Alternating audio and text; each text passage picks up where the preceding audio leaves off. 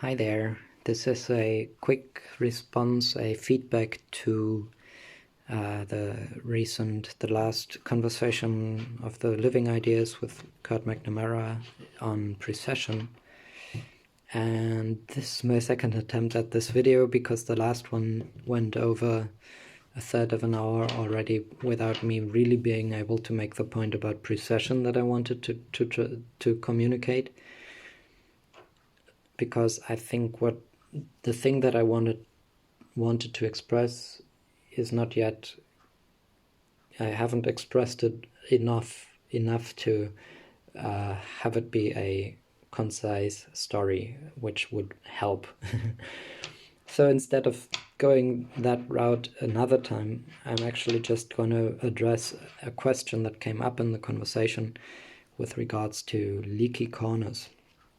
And what I wanted to say there is just, I wanted to offer some real-life examples of synergetic structures to make it more clear what leaky corners can be understood as. And that has to do, basically, in a way, I would say that leaky corners are a reminder by Bucky that the so-called polyhedra are not only no polyhedra. If anyone is familiar with my point of view on that, I call these structures many eyes because there is no hedron here, there's no surface, no solid. So this is not an octahedron where we have 8 surfaces that are triangular. This is 8 eyes between 6 spheres that are here, the corners. So there is a clear distinction that I'm making in my language there, because to me polyhedra are as surreal. They are basically non-existent, and they are abstractions that we don't need, same as polygons. Whereas these structures are very real, and they are not necessarily what we would like. They don't share the qualities that are attributed to the solids. Let's put it that way. But the thing is that not only do they not have these surfaces that are, without thickness, they say, and there's no materiality to the surfaces because they are basically an abstraction, as the whole solid is. Of course, we could look at this and say it's a solid octahedron, it's clay, right?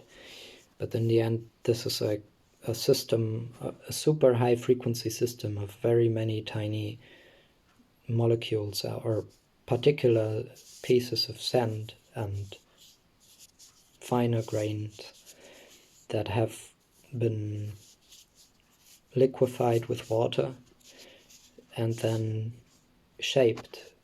And the shape is now stable because all the sand grains in here and all the clay has actually, they have organized in the same triangular patterns, the same structures as these, but on a tiny microscopic scale.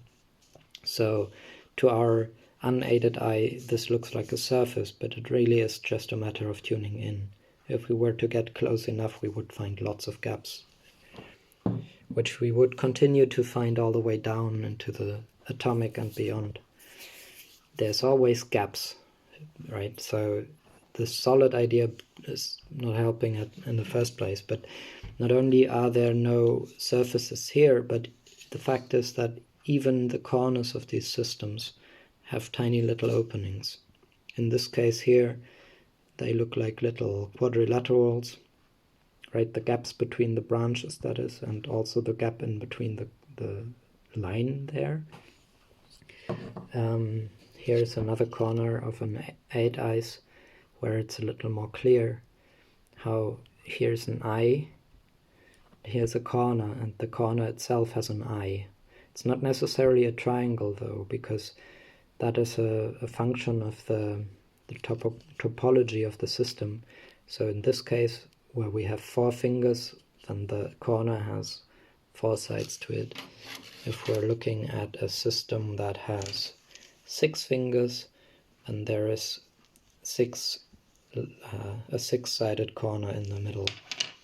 If we have 5 fingers, then it's a pentagonal or arrangement in there, 5-fold.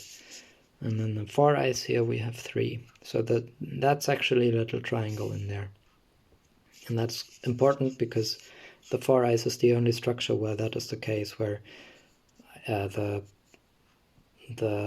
corner gap, basically the leaky corner gap, is itself a triangle and therefore a structure. But you can see it even in the tripod in here, how the 3 chopsticks get into critical proximity as they go through the sphere as diameters, and they pass by one another very closely in there, and they always leave a little gap. And that is where the magic happens. That is where, even if we're increasing the frequency to a degree where the gaps of the eyes themselves become so minute they become irrelevant to consider, because for all our intents and purposes this is rather, well, they call it solid, you know what they mean. But even in that case, not only is there gaps in between the grains, which are triangulated, but also is there is, in a way, on another level, most likely, rather than physical open gaps where the grains are. In this case, if we're looking at the crystal structure of this, the grains are the spheres that are sitting in the corners of these structures. But they are, systems of their own. And in a way, even those grains are probably interacting with, electromagnetic radiation, for instance, passing through them. And depending on the chemical setup of those grains, silica and whatever they have, they interact differently with what passes through them. But something is still passing through them, right? So in a way, the leaky corner understanding is to see that whether we look at the eyes, which are the triangles, or at the corners between them, there's always openings. It's always open. It's not hermetically sealed as a solid would be. Right? And I think that is something to keep in mind and to be aware of. It's not bad at all. It's just what is, and maybe it would help perhaps help us understand specific qualities of behaviors of particles or whatever, if we were aware of these things. But otherwise, I think it's just a welcome reminder to all of us that these structures aren't solid in the sense of hermetically sealed. They are constellations that open stuff between them. Open eyes, open volumes, open existence with them, within them. Right? So, yeah. And lastly, perhaps as another example for how this might be relatively, or how this might be resonant or relevant, in the conventional way of creating shapes, like let's say we're making a box of steel and we are welding the steel parts in the corners together so that they become the box shape. We've now introduced micro-triangulation into the steel by the welding. So indeed we have created triangles, which are the structure, and they can hold somehow, because it's steel, they can hold that shape. But if we were to,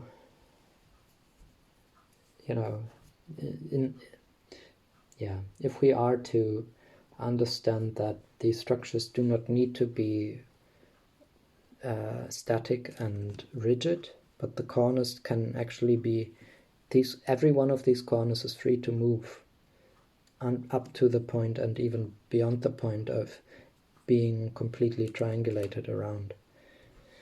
So we retain the openness, we retain the movement in there, and that is all just very hands-on level, hand level, finger level synergetics right now.